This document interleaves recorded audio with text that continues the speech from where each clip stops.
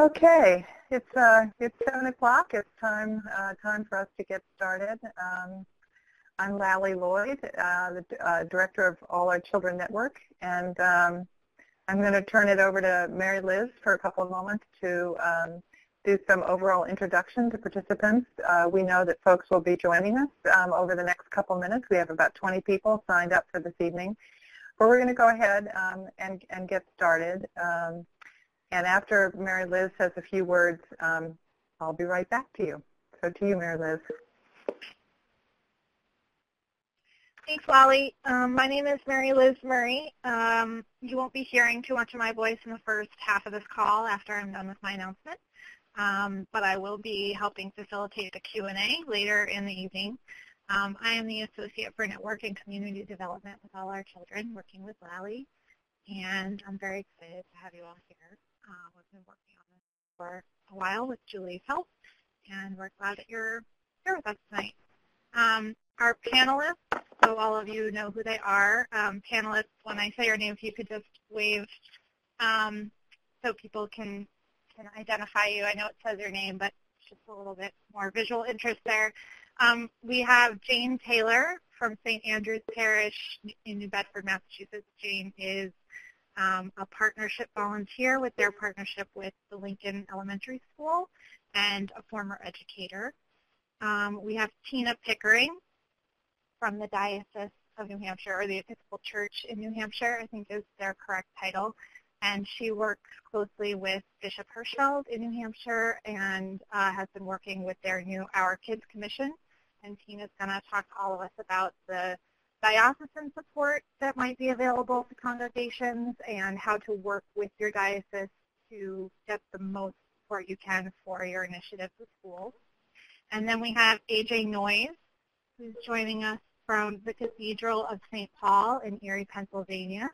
AJ is the program associate there, and she was an integral part of the team that launched their church school partnership with the Emerson Gridley School about a year ago. And so she has a cathedral perspective, but also a congregational leadership perspective. And they're all available. They're going to discuss their experiences with Lally, and then we're going to have a Q&A. So be thinking of your questions and what you want to know from people who are doing the work with church school partnerships and from dioceses for how they can help you. So they're going to tell you a little bit more about themselves as well. Those are our panelists. And I will be coordinating the chat function. So for all of you listening in, there is a chat box in the lower right corner of your screen. It says chat, and in parentheses it says everyone. There's a little prompt there for you to introduce yourselves, let us know who you are, where you're from, maybe where you worship. And if you already have a question, please feel free to chat it right in there. And if you're having any technical issues, Julie Lytle is also on the phone. She's the Executive Director of Province 1. And if you've got technical questions, you can also type those in the chat box, and Julie will do her best to help us troubleshoot. Back to you, Lally. Thanks, Mary Liz. I'm going to open us with a word of prayer. This prayer is written by Bishop Stephen Charleston, who is a member of the Choctaw tribe of the original peoples here on this continent. And he calls it the "Let Me Not Look Away, O God." Let us pray.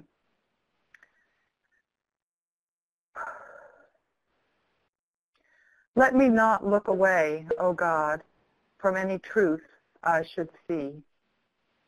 Even if it is difficult, let me face the reality in which I live. I do not want to live inside a cosseted dream, imagining I am the one who is always right, or believing only what I want to hear. Help me to see the world through other eyes, to listen to voices distant and different, to educate myself to the feelings of those with whom I think I have nothing in common. Break the shell of my indifference. Draw me out of my prejudices and show me your wide variety. Let me not look away. Amen. Amen. So as folks continue to join, introduce yourselves in the chat room. And if you would, be sure that your speakers or phone microphones are on mute. That will improve the quality of everybody else's, that everyone else can hear. So thank you to Julie Lytle of the New England Province 1, the Episcopal Diocese of New England, for hosting us. Our topic tonight at this webinar is how to invite your congregation into discernment about partnering with a public school. I want to start with a couple of words about All Our Children to frame this conversation. All Our Children's mission is to build the movement for education justice by supporting congregations and their members who are exploring, forming, and leading community partnerships with public schools. And we do this because too many children, most of them living in poverty, and many of them children of color, receive a substandard education, and we do not think that this is God's dream. We believe that Jesus showed the church how to engage our communities, how to serve children, and how to challenge injustice. Our vision is of 1,000 partnerships advocating for education equity at the local, state, and national level. What we, as All Our Children, do is we host events like this, and when people can actually be together in their embodied self. We create and curate tools and resources of print, video, and online in nature that people can use at every stage of partnership development.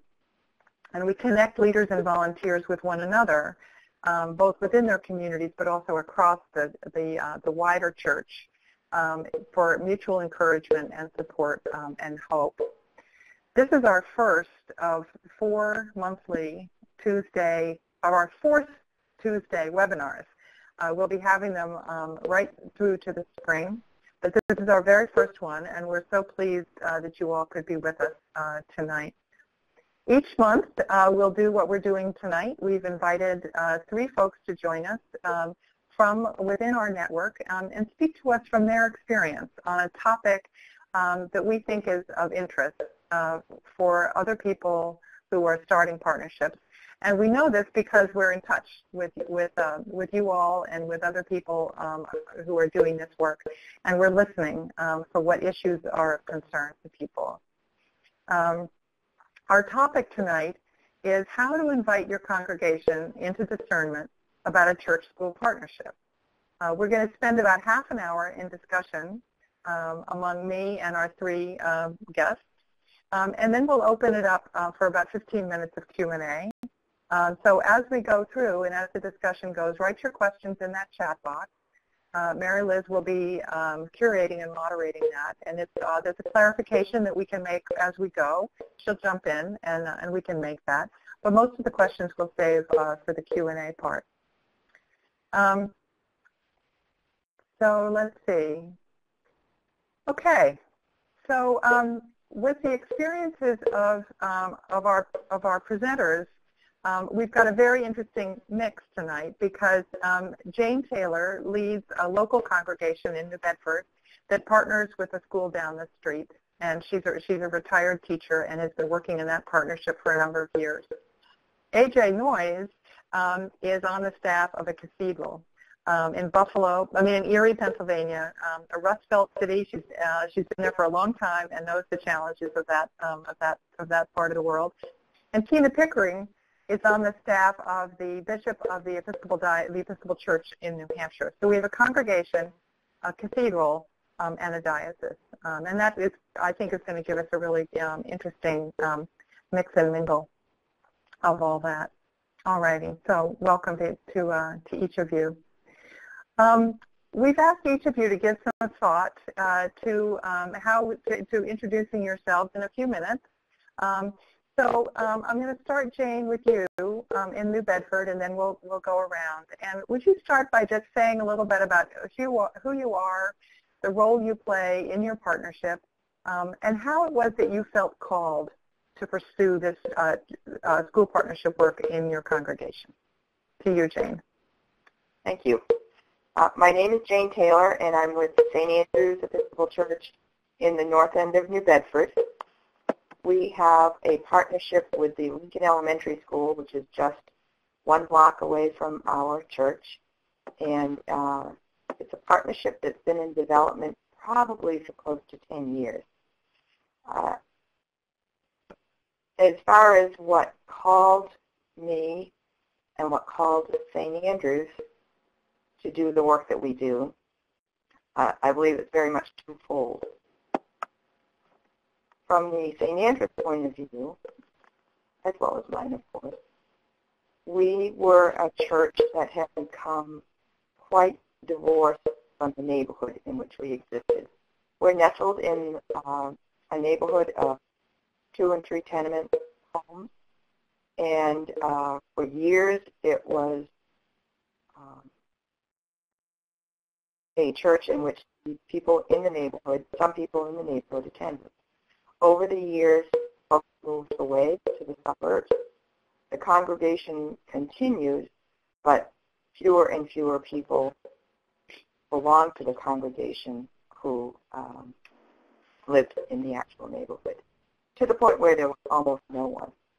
And over that time, we went from a church that was very much community-centered as well as a spiritual religious center to one that operated for the congregation on Sundays or whenever we would have services or meetings, but very little interaction with the neighborhood.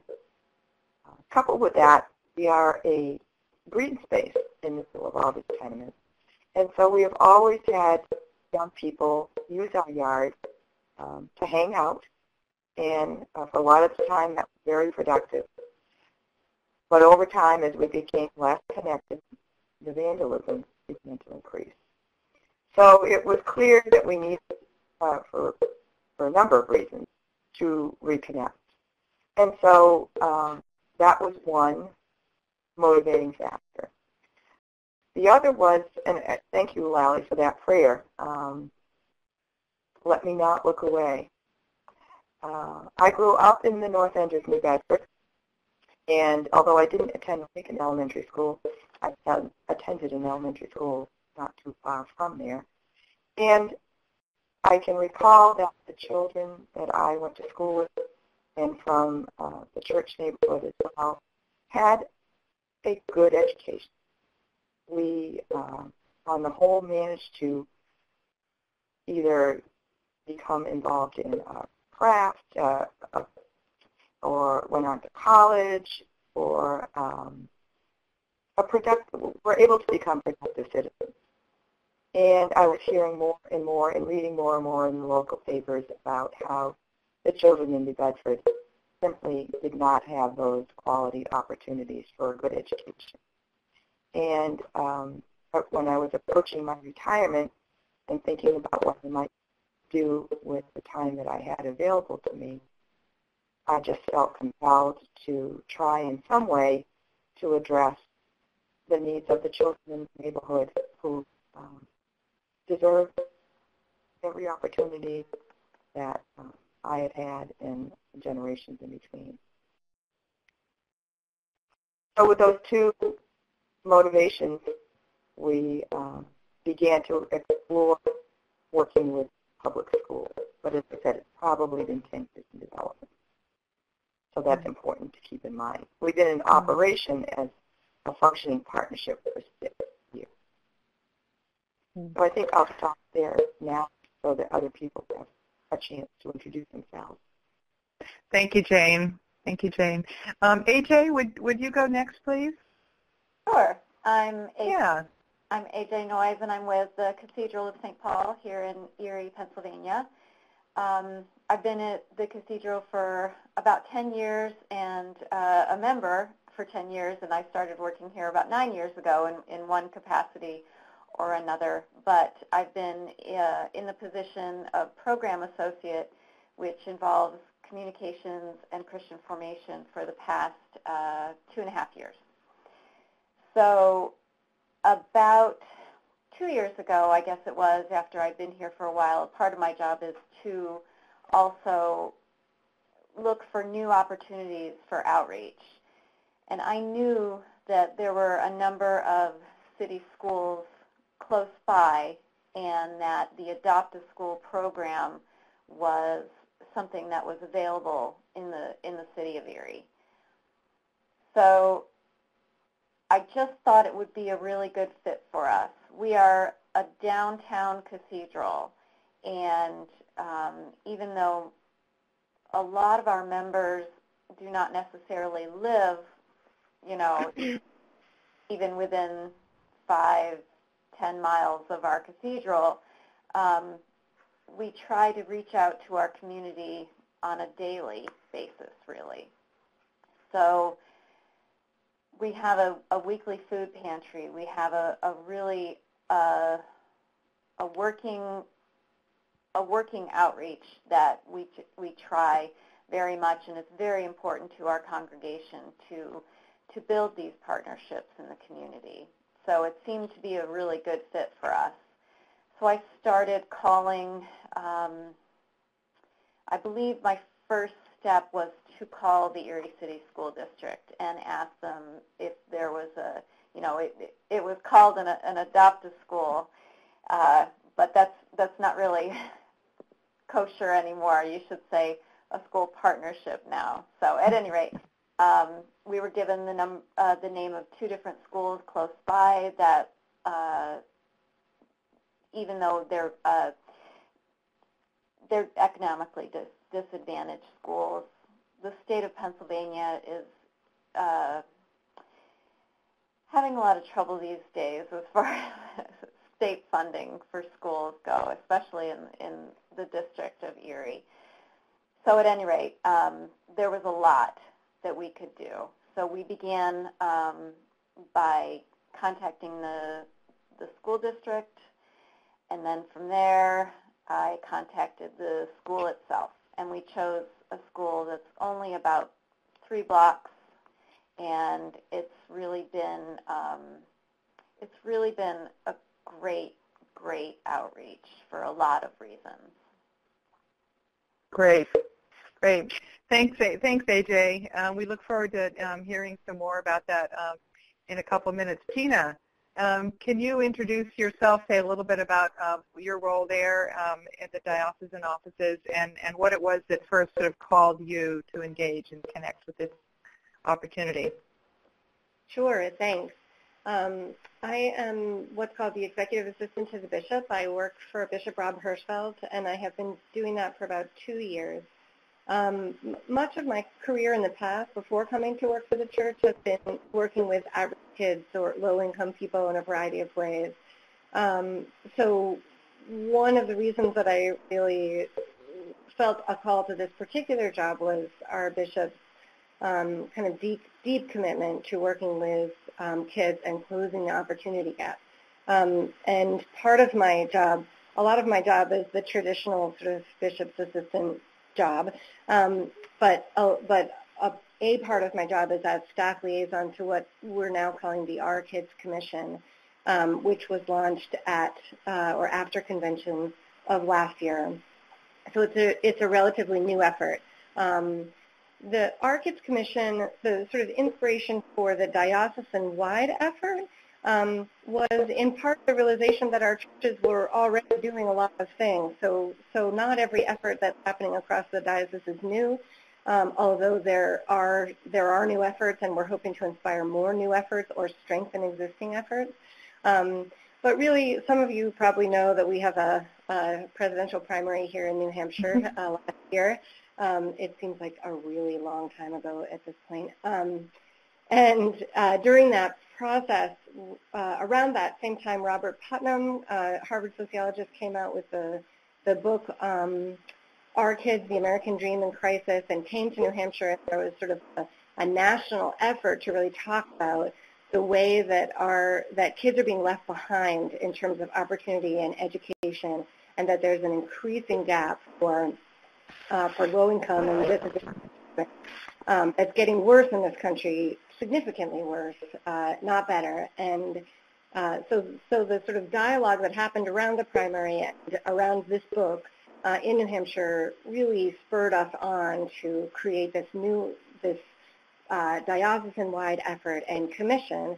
So the role of the commission really is to support, to understand and support ongoing efforts to add resources, training, and grant money to both existing and new efforts, and to kind of inspire new church-school partnerships and other efforts to reach, to step into the opportunity gap. Our bishop talks a lot about the fact that God is already out there active. God cares about the justice of providing, of changing this opportunity gap and changing this dynamic.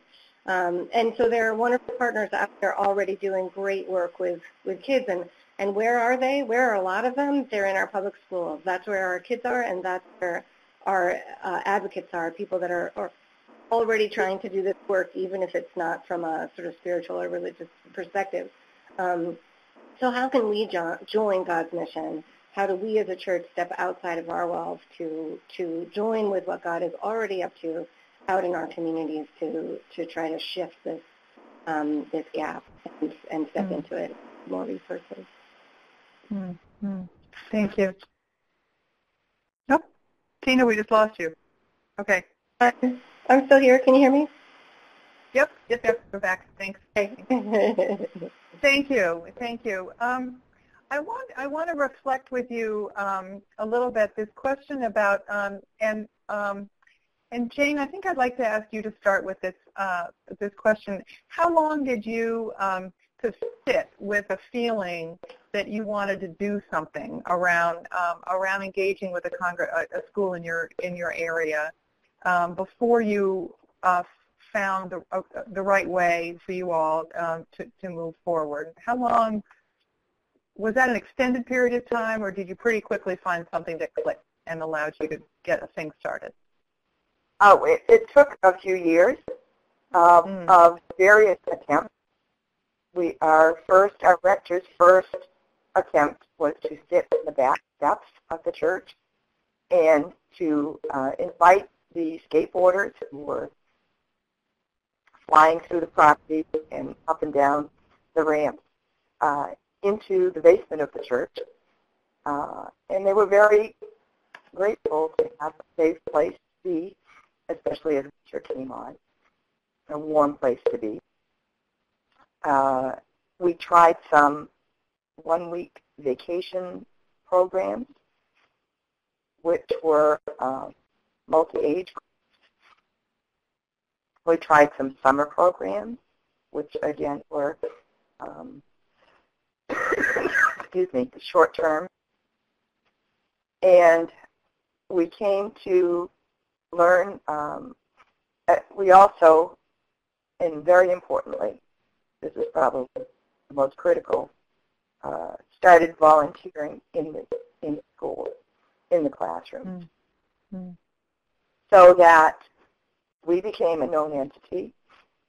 We got to know what the children were experiencing at school.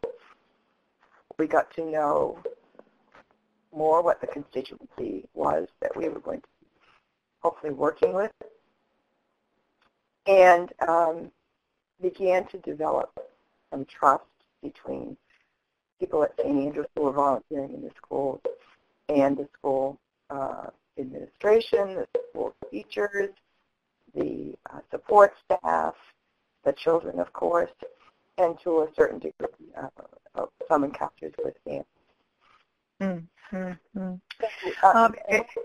That just takes time. It takes time. Yeah, it takes time. Yeah. AJ, was that your experience between the cathedral and the Emerson Gridley? That did it take you a while to find the way of being together that that clicked, or were you able to fall into that fairly quickly? No, it was a fairly quick process for us. I think I had the idea, and to tell you the truth, I didn't know where to go. I didn't know who to ask. You know, I knew that a friend who actually is on staff here is the member of a larger Presbyterian church a couple blocks away, and I knew that they had a partnership with an area school, and so I considered calling over there and seeing how they worked it. But in the end, I just ended up calling the district, and I think I talked to 2 or 3 people in the district office before they were able to put me in touch with someone who knew about these partnerships and who would be able to give me a little guidance on how to work it. But you know, it's something that you have to initiate, and you have to just be a go-getter about these things. And but you know, once I made that initial contact, and there was a district person who is actually in charge of community partnerships, and I was able to meet with her, and she gave me some guidance and whatnot. But really, I just kind of called over to Emerson, and I said, hey, I'm from the cathedral down the street, and we'd like to help you out. And I met with, my first contact there was actually their school counselor. And they have since had a change of administration, and actually it's been rather exciting to see some of the changes that are taking place there, because they've brought in a new staff, and they've also are transforming the school to a community school, which is really, really exciting, because now these children and their families will have access to social, mental health, you know, dentists, care. You know, it's just really exciting that all these things will be housed right there in Emerson Gridley. And of course, it's going to take a while, but there will be one contact person there to help guide me in how we can best assist them. And AJ, staying with you, when you were first getting this partnership started, how did you go about inviting other people from within the St. Paul's congregation to come in? I mean, that's the theme that we want to be exploring tonight, is reaching out to the congregation and figuring out how do we invite, what is it that we're inviting people into? Right. So what did you find? How did you go about that? How did you decide who to reach out first, for example? Well, you know, it was just our first step was a general announcement. This is what we're doing. We're reaching out to the community, because that's who we are as a cathedral in the city of Erie, and that's what our congregation wants. And so the announcement was made. We have partnered with Emerson Gridley, and actually we did specifically the first grade class, which it was a nice fit because it's about 100 kids, and our average Sunday attendance is, you know, our late service is right around 150. Our total ASA is going to be 200 or so. But at any rate, it just seemed like a really nice fit. So I made the announcement. We have partnered with this school, and our first project was just a really fun one. We collected items over the course of the summer to give each of the first grade students an assortment of school supplies, as well as raising money for the polo shirts. Our city school district has uniforms, and so we raised monetary funds as well as the school supplies. And then as a congregation, one Sunday in mid-August, right before the school year started, we packed them in an assembly line, and we wrote notes for each of the gift bags that had all those school supplies. And so it was a nice hands-on experience for our congregation to have that direct connection to helping the school. And I also put out a call for anyone who would want to be to go into the school on a regular basis and tutor. And so last year, which was the 2015-2016 school year, I had about 3 tutors going in and visiting with the first graders and some other grades, and that was a good start. And at the end of the school year, we kind of rethought some things, and with the new administration at the school coming in, we were able to kind of rethink some things, and we really established a really better mode of communication. And now we've got over 8 or 9 volunteers. We're all in the first grade. Some of our volunteers are there twice a week. I am at monthly PTO meetings. I am also on the school's improvement team.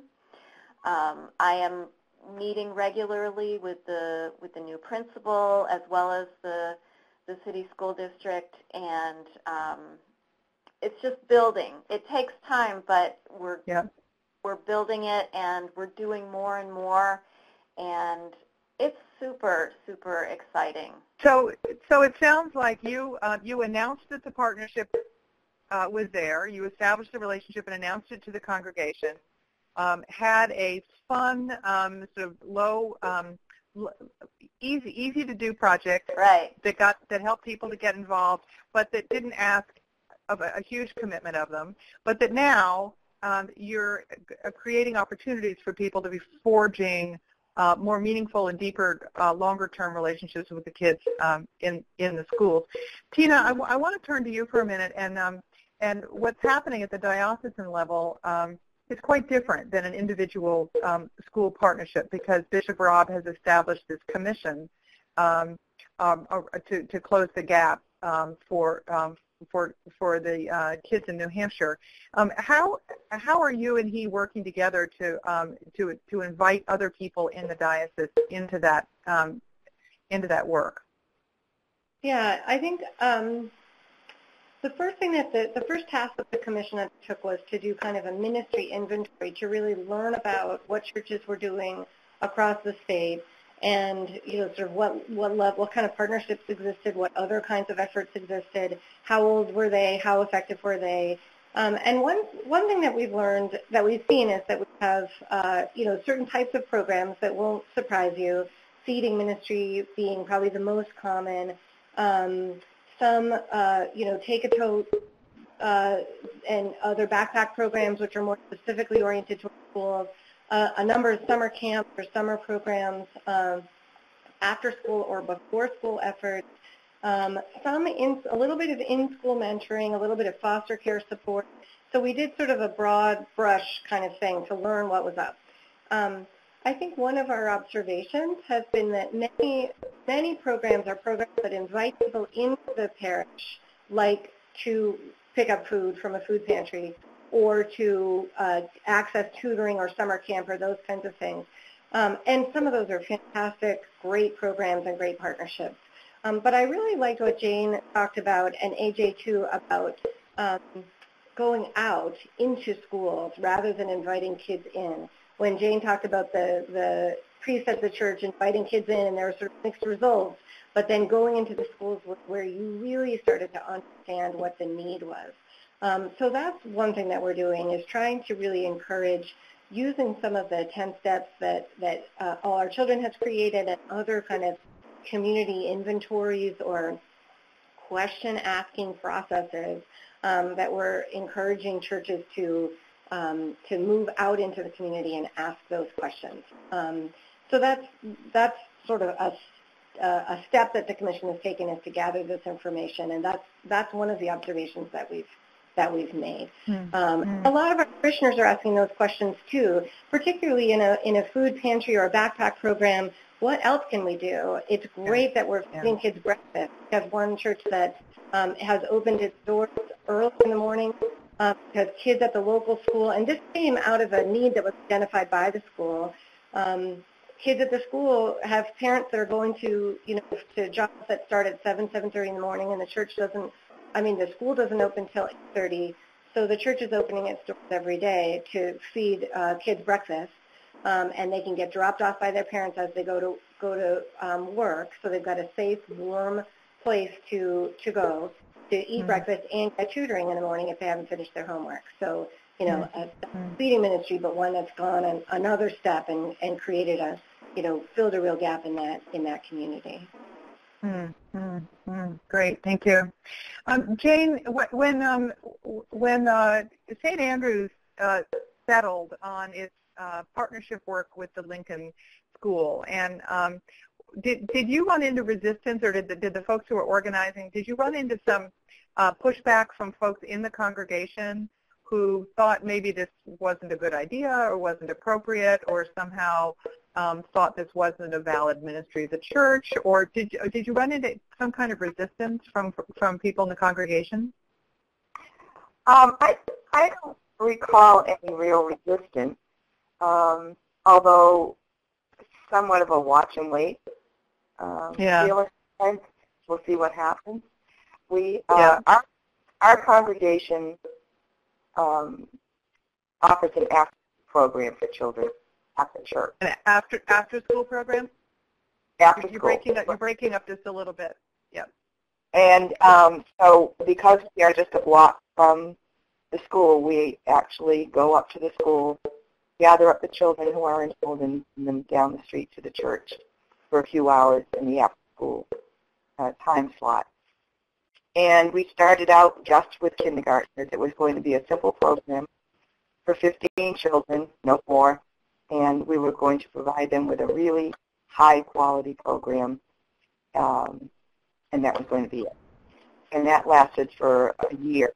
And then once we tried to let go of the first group of children and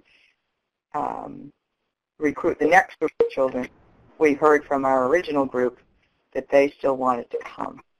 So now we started out originally, I think that first year, with 8 kindergartners who signed up initially. We did over time, but in kindergarten, and now we serve kindergarten through grade 5 and serve over 100 children a week. Wow. So, but it was driven by the children and families, really, who just said, we want to keep coming. We want our children to keep coming. And so the congregation began to get a sense of that, I believe. And we have some volunteers that are directly involved in the program on a weekly basis. Who's directly involved in the program? I missed it. We have some volunteers from the congregation directly involved in working with the children on a weekly basis. And then we have lots of efforts, as have been described, backpack projects, books for all the children at Christmas, some community dinners. We have a community garden, and so the children work in that. And so we use the produce from the garden at one point to offer a community dinner for their families. We've done a whole variety of things which has involved a larger group of congregants into the particular. I want to ask you to go back to this, what you said at the beginning about how at first people had a watch and wait kind of attitude. And I'm guessing that lots of congregations who've started down this journey, that would ring a bell, that would resonate with them. So people want to sort of say, well, get your thing going and then I'll join you. Instead of coming, so how did that work out? Did you have a small group of people who said, okay, we're going to figure a thing out, or we're going to get a thing going, and then folks will, we're just going to trust that folks will opt in? Is that what you thought about, and then is that what happened? Yes, it was a small group. It was it consisted of some folks who were brave enough to sit on the back steps with Rebecca all those years ago, as well as some other people who joined when we move to a more formalized, structured program, which made them more comfortable. And and I think the watch and wait was out of a lot of experience at St. Andrews with a variety of groups using our facilities, our parish hall and our church. And there have been some good experiences and not so good experiences with sharing. And so I think to a certain degree that was on the minds of some folks. And so as we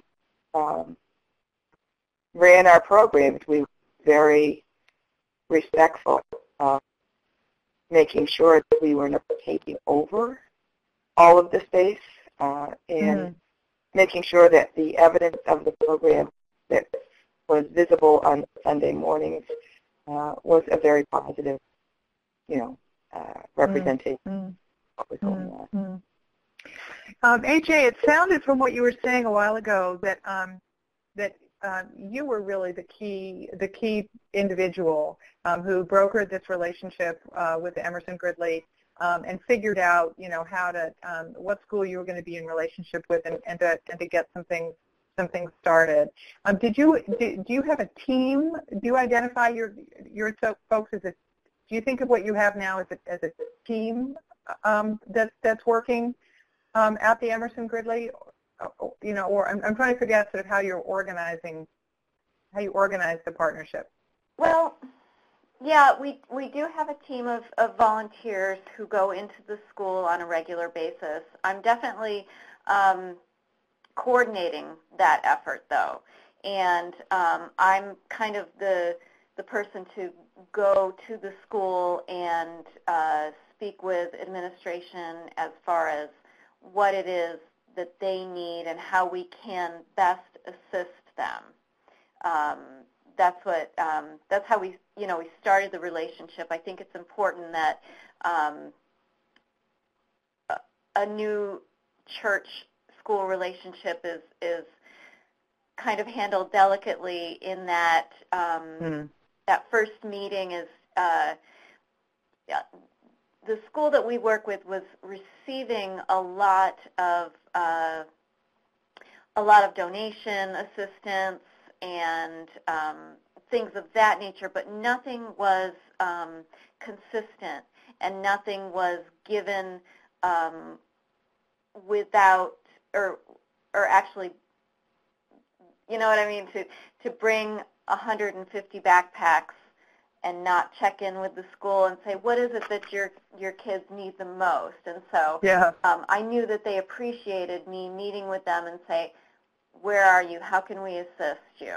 And so that's where we went, and we definitely are a team as far as our group of tutors, and as a matter of fact, our canon musician who's organist, she started out last year by just tutoring once a week in the first grade classroom, and she has since then expanded her program to be once a week after school in their after-school gears program, it's called, and she's working with about a dozen or more kids every week with music specifically. And you know what I mean? It's just neat to see these individuals and who can take these things and run with them. And I've already had some new tutors this year tell me, I've found my passion. It's just, it's just such a wonderful thing to see these folks who are a little scared to go into the schoolroom find that it's a wonderful place to be. Yeah, you have to tread a little carefully at first. I didn't want to go in there and say, we're going to help you and this is how we're going to do it. I wanted to be sure that, it really is so much fun because I can go to PTO meetings and I know, for instance, since the PTO is trying to, right now they're going to be providing a holiday shop for their, 85% of the children who attend Emerson Gridley are considered economically disadvantaged. So we're talking about one of the poorest parts of the city. So they want to be able to, for these students to go in and buy presents for Christmas for their parents and grandparents and whatnot, able to do that for $5 or less. And so I'm able to tell them, oh, we can provide those presents for you. And so it's so much fun. It's fun for our congregation to go out and buy these things, and then I've got volunteers scheduled to go in during that holiday shop and wrap them. I mean, it's a lot of fun things as well as the hard work of going to the school on a weekly basis and tutoring. So I want to shift and just ask a couple. We've got about 5 minutes before we go to the Q&A. So I want to reflect a little bit on the relationship of the diocese and diocesan leadership and support for this, especially with Tina on the call here. Jane, have you all at St. Andrews been in touch with your diocesan leaders, or is this a conversation that's happening at the diocesan level at all? Well, you're in a vet, so there's go ahead. We certainly would not have been able to expand as we have without diocesan support. Once we moved beyond the group of kindergartners, we decided we needed to begin to hire staff. We are a small congregation, and it was unreasonable to expect that we could staff many grade levels with volunteers. And so the diocese has provided us with grant money from a variety of grants. We also have collaboration with the South Coast Hub. And so we are one of the projects of the Hub. The Hub finances our second and third grade levels at this point. And we're exploring how we can expand the Hub's involvement beyond just financial, so that more congregations might be able to be involved in this after-school program that happens to occur at St. Andrews, but should really represent to folks an opportunity, as was said earlier, to go out of the church into the And community. let me just say a word about what the Hub is for people outside the Diocese of Massachusetts. It's a mission-focused grant opportunity that small groups of congregations come together and apply for this grant funding. So that's what it is that Jane is referring to. Tina, how have you seen the diocesan focus in New Hampshire? I mean, you mentioned that there are a number of congregations that are using All Our Children's 10 Steps as well as other ways of getting into this. But what let me think how I can focus this question for you.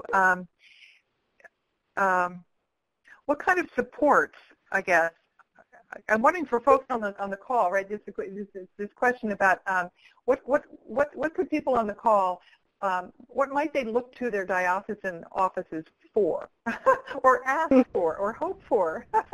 Yeah. All these dioceses are organized so differently with different missions and purposes according to their leaders, of course. But from your experience, what would you? Well, is that too vague a question? I I can talk from our own experience. I guess we're still trying to catch up to everything that our churches are already out there doing. So, I feel like we're still catching up. But I do think that we, in part, and will more, I hope, be able to create this network and be able to, tell the church in Claremont that is providing music lessons for kids that a church in Portsmouth is also providing music lessons for kids, and do connect them together. So I think partly it's being just a clearinghouse for, oh wow, you guys are doing this over in this western part of the state. There's something happening in the southern part of the state that's similar. You should talk. That's one thing. I mean, the second thing is we are also providing grant money. We have given one grant this year. We've got more to give, and we have more to raise, we hope, next year. So we're hoping to increase the level of grant funding. And we also are developing in our learning some recommendations, some best practices, some toolkits, I hope. We're not really there yet. We've got some from you, and there may be others that we adapt and recommend and use. So we're still doing some learning. We're partnering. I mean, I think the other thing the diocese can really help with is kind of creating partnerships with larger partners, not just the sort of local schools, but maybe on a statewide level, depending on how your educational system is set up. Or right now we have a great relationship with our community foundation in New Hampshire, which is devoting millions of dollars to the effort of stepping into the opportunity gap over the next 10 years. So they've got great resources, data, all of that, and we can sort of help, bring some of that back down to the local level. We're hoping to partner with Big Brothers and Big Sisters to create mentoring programs that don't exist in some parts of the state, and help to bring those kinds of models to local congregations where there just aren't mentoring systems set up, but we know that they know how to do it. So how can we provide those types of larger partnerships? Right. Great.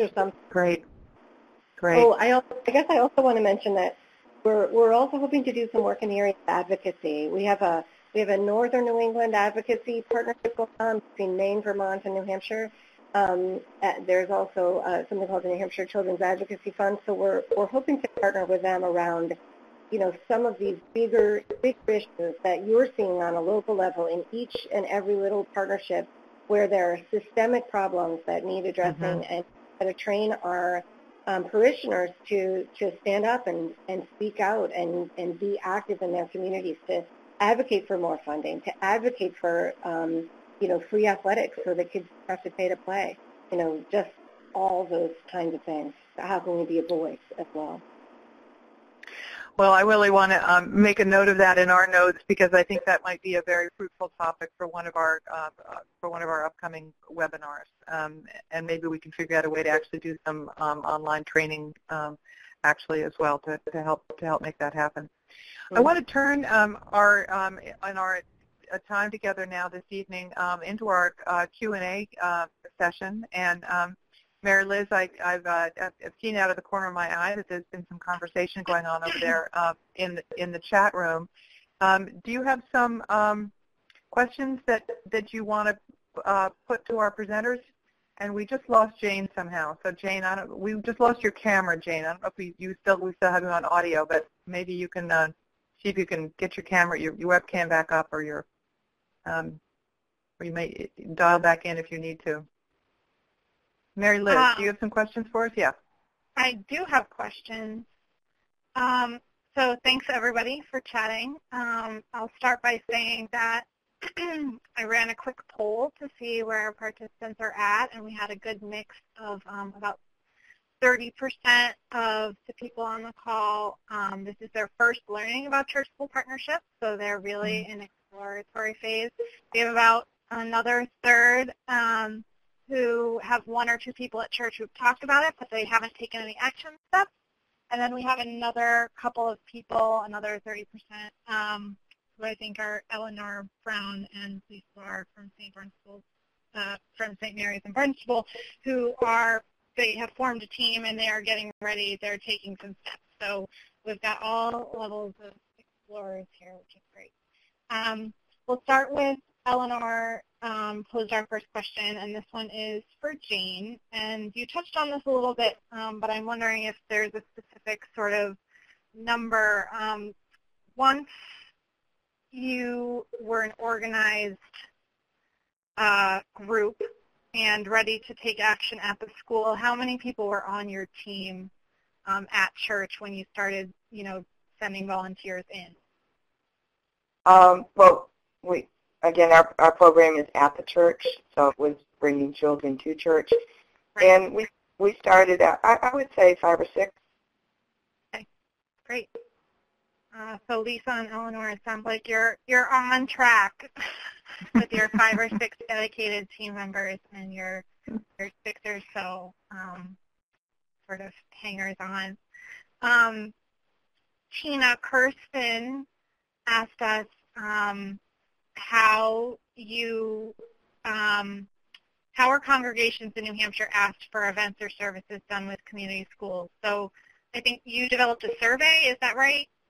We did. We created a survey that we called a kind of ministry inventory and asked parishes to fill it out for any of the programs that they have that address the needs of low-income families or kids. We sent it out at our electronic e-news and that kind of thing for the diocese and asked people to fill it out in a variety of different ways. Some parishes did it, some parishes didn't. And then the commission has followed up with phone calls to the parishes. Most of our connections to our parishes are through our clergy members. So that's where we started. But some of those phone calls have led to additional conversations with lay leaders of different programs. We have 47 congregations in New Hampshire, and I think we have completed the survey with about 30 of them, but so we still have more to go. Although I think we're seeing some trends in the data, but we don't want to get too bogged down in data, but we're still making those phone calls. That's great. Kirsten is a classroom teacher, and she's a worshiper at St. John the Baptist in Stanfordville.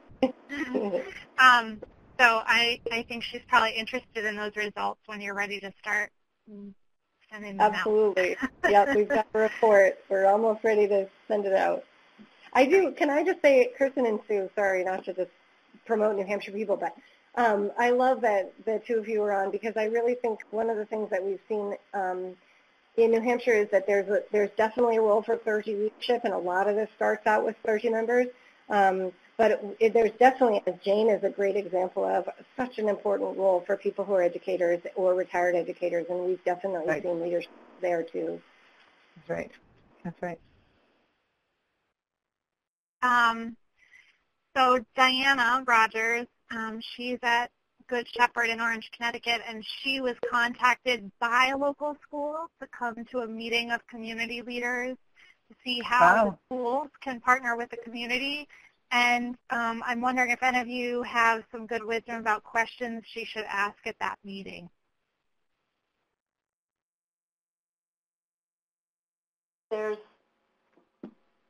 a number of things. I mean, I would ask what their greatest needs are, and not just school supplies, but if they do have a type of team with community members who are looking to improve academic, behavioral performance, as well as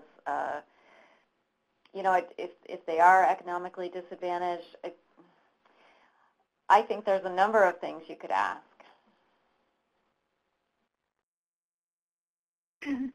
Lally, do you have any wisdom on questions to ask the school leaders?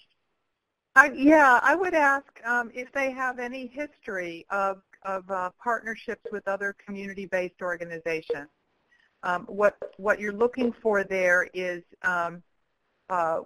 do they see you just as a source of material need, or are they thinking of you as a connection into the community? So that's one question.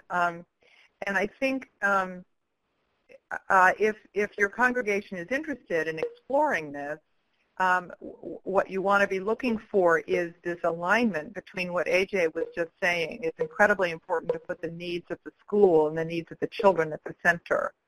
But for the partnership to have vibrancy and longevity, it also needs to, the schools and the children's needs to align with the congregation's sense of itself, its charism, its gift, and its what you know of yourself that you already have, because you want to be living in relationship with the school out of your abundance, and not out of a sense of insufficiency. I think that but those are just things to listen for, in a conversation. So you might start, as we've heard from from AJ, Tina, and Jane in their different ways. You might start with something pretty easy to do. you don't want to make big promises when you aren't really sure that either folks in your congregation are going to come along or that the school is really going to let you in an authentic way. So do something little and doable that can be done in a limited amount of time. And then if that works, you'll have built trust on both sides. And then in time, it can grow. Great, thank you. Another question for Jane. This is from Judy in New Haven, and her congregation is very small, about 30 members, and, as we know, many of our churches are struggling, and she feels that they are a struggling parish. But she's interested in, and she's a school volunteer, and so she wants to know, Jane, sort of as a small congregation, how has your partnership maybe re-energized the congregation, and what trends have you seen over time, and how the partnership supports congregational? Well, certainly for those volunteers who are directly involved, if you want a real boost, you just come to the after-school program.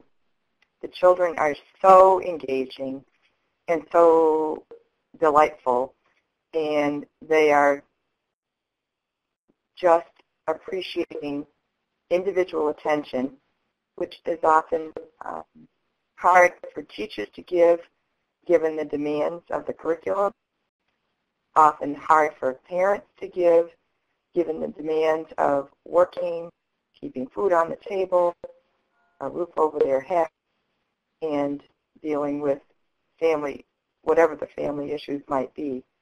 So, you cannot walk away without receiving more than you give. The children are just inspiring, and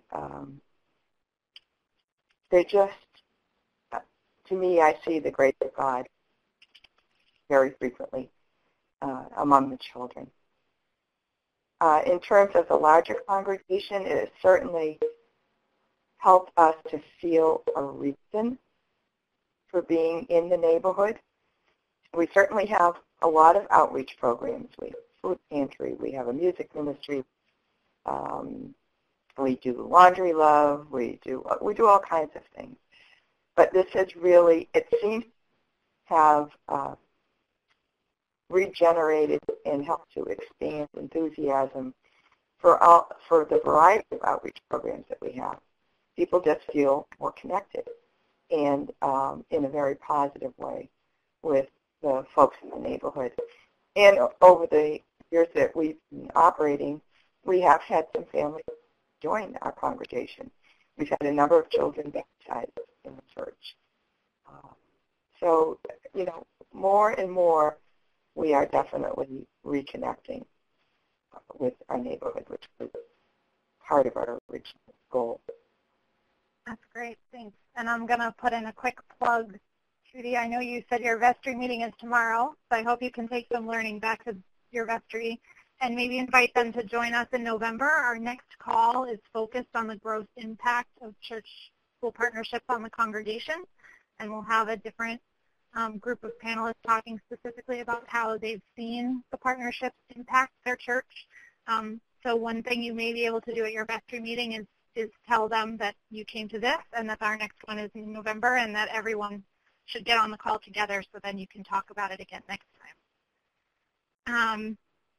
And the last question I'll put out there is from Sue in New Hampshire, and she wants to know, and Lally, this may be for you, although AJ, I think you can talk to this a little since this is your experience, about if starting with principals or superintendents is a place to start before forming a team at church. So Sue is the rector of her congregation, and she's wondering if that is, if she's interested in spearheading this as a ministry, if that is a useful path.